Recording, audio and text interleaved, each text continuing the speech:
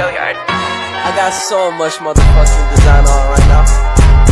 Break it down, bring it back, make it clap. I got 3 old thoughts, new guap, wear that thing. Bitches on my line, and you know. Assalamualaikum warahmatullahi wabarakatuh. Halo semuanya.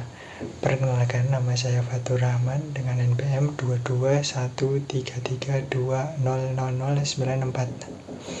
Pada kesempatan kali ini, saya akan membahas studi kasus korupsi yang terjadi di Indonesia akhir-akhir ini. Penasaran dengan kasusnya? Yuk kita simak. Jadi, korupsi adalah perbuatan yang dilakukan dengan maksud untuk memperoleh keuntungan yang bertentangan dengan tugas resmi dan kebenaran-kebenaran lainnya. Sesuatu perbuatan dari suatu yang resmi atau kepercayaan seseorang yang mana dengan melanggar hukum dan penuh kesalahan dengan memanfaatkan sejumlah keuntungan untuk dirinya sendiri atau orang lain yang bertentangan dengan tugas dan kebenaran-kebenaran lainnya. Untuk contoh kasus korupsi yang dapat dilihat pada video berikut ini. Komisi Pemberantasan Korupsi atau KPK menyatakan bahwa Bupati Kepulauan Meranti Muhammad Adil menerima uang sebesar 26,1 miliar rupiah dari berbagai pihak. Namun, KPK tidak merinci penerimaan uang 26,1 miliar tersebut dan mengatakan bahwa temuan itu akan didalami lebih lanjut. Menurut KPK, Muhammad Adil setidaknya diduga terlibat dalam 3 kasus korupsi. Pertama, Adil dalam jabatannya diduga memerintahkan para kepala satuan kerja perangkat daerah atau SKPD untuk melakukan setoran uang. Sumber setoran tersebut berasal dari pemotongan uang persediaan atau UP dan ganti uang persediaan atau GU yang dikondisikan seolah-olah utang kepada Adil. Uang tersebut pun digunakan untuk kepentingan Adil, salah satunya sebagai dana operasional safari politik terkait rencana pencalonannya sebagai Gubernur Riau pada 2024 mendatang. Kedua, Adil juga diduga menerima suap dari pihak travel umrah PT Tanur Mutmaniah senilai 1,4 miliar rupiah. Uang tersebut diberikan lantaran Adil memenangkan pihak travel tersebut dalam pemberangkatan umrah bagi para takmir masjid di Kabupaten Kepulauan Meranti. Ketiga, Adil diduga menyuap auditor pajak agar Pemkab Meranti mendapatkan status wajar tanpa pengecualian atau WTP dalam pemeriksaan keuangan pada tahun 2022 lalu. Ada 3 klaster yang tanda ini, ada 3 kegiatan. Yang pertama berupa pemotongan anggaran seolah-olah sebagai utang kepada penyelenggara negara, ada yang mewakilinya tahun 2022 sampai 2023. Kemudian dugaan korupsi penerimaan fee dari jasa travel umroh, dan yang ketiga terkait dugaan korupsi pemberian suap pengkondisian uang tahun 2022 di lingkungan pemerintah Kabupaten Kepulauan Meranti Provinsi Riau. Sebagai bukti awal dugaan korupsi adalah memang telah menerima uang seluruhnya sekitar 26,1 miliar dari berbagai pihak, dan tentunya ini nanti akan ditindaklanjuti dan didalami lebih lanjut oleh tim penyidik yang terdiri dari kegiatan tangkap tangan. Diamankan uang sejumlah 1,7 miliar.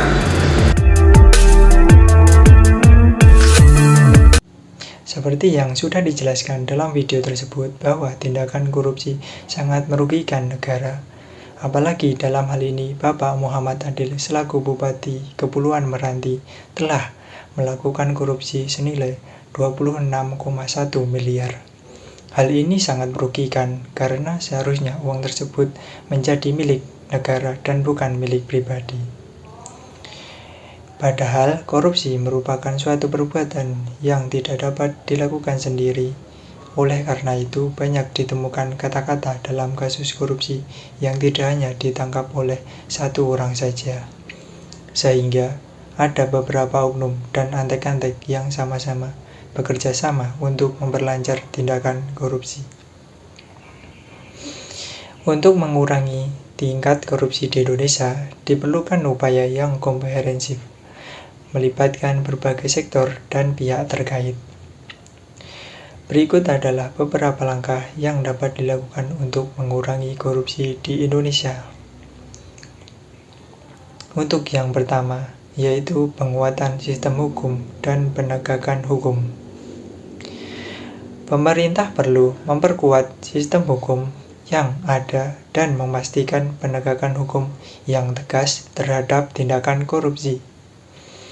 Hal ini termasuk peningkatan kapasitas penegakan hukum termasuk polisi, jaksa, dan hakim, serta mempercepat proses hukum yang terkait dengan kasus korupsi. Untuk yang kedua, yaitu transparansi dan akuntabilitas, yaitu diperlukan kebijakan yang mendorong transparansi dan akuntabilitas dalam proses pengelolaan keuangan negara dan sektor publik lainnya. Ini juga termasuk kebijakan yang memungkinkan akses publik terhadap informasi yang relevan, pelaporan keuangan yang jelas, dan audit yang ketat terhadap penggunaan dana publik. Untuk yang ketiga, yaitu pendidikan dan kesadaran. Meningkatkan pendidikan dan kesadaran masyarakat tentang bahaya korupsi dapat membantu mengurangi tingkat korupsi. Pendidikan anti korupsi dapat dimasukkan dalam kurikulum sekolah, dan kampanye sosial dapat dilakukan untuk meningkatkan pemahaman masyarakat tentang konsekuensi negatif korupsi terhadap pembangunan dan kesejahteraan masyarakat. Yang keempat, yaitu perbaikan tata kelola pemerintahan. Penting untuk memperkuat tata kelola pemerintahan yang baik dan memperkenalkan prinsip-prinsip manajemen yang efektif dan efisien. Hal ini juga meliputi pengurangan birokrasi, reformasi administrasi publik, dan pemberdayaan lembaga pemerintahan untuk mencegah praktik korupsi. Untuk yang kelima, yaitu peningkatan pengawasan dan pemberian sanksi. Meningkatkan sistem pengawasan dan memberikan sanksi yang tegas terhadap pelaku korupsi penting untuk mencegah dan mengurangi korupsi. Pengawasan internal dan eksternal yang kuat, termasuk lembaga anti korupsi, harus didirikan dan diberikan kekuasaan yang cukup untuk menyelidiki dan menindaklanjuti korupsi. Yang keenam, yaitu kolaborasi internasional, yaitu kerjasama dengan negara-negara lain dalam upaya melawan korupsi dapat membantu mengurangi praktik korupsi yang melintas batas. Indonesia dapat bekerja sama dengan lembaga internasional seperti PBB dan organisasi regional dalam pertukaran informasi dan peningkatan kapasitas untuk melawan korupsi. Penting untuk diingatkan bahwa mengurangi korupsi bahwa upaya jangka panjang yang memerlukan komitmen dan kerjasama dari berbagai pihak. Dalam hal ini, peran pemerintah, masyarakat sipil, sektor swasta, dan individu sangat penting untuk menciptakan lingkungan yang bebas dari korupsi. Demikian analisis singkat tentang korupsi yang terjadi di Indonesia yang dapat saya sampaikan. Semoga video tersebut dapat bermanfaat.